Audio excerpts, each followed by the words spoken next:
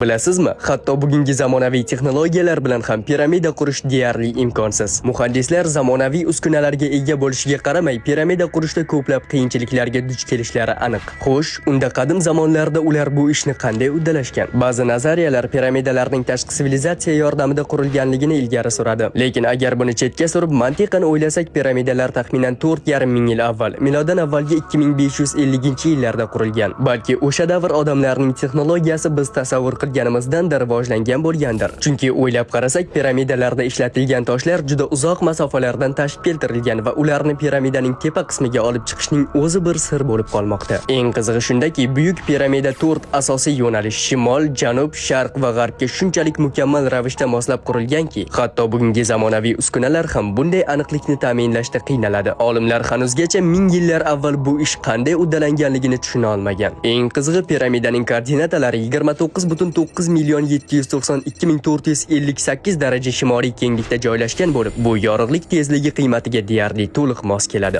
Savol tug'iladi: bu shunchaki tasodifmi yoki hanuz kashf qilinmagan chuqur ilmiy sir? Fikrlaringizni izohlarda yozib qoldiring. Ha, aytgancha, shu kabi qiziqarli ma'lumotlarni o'tkazib yubormaslik uchun sahifamga obuna bo'lib qo'ying.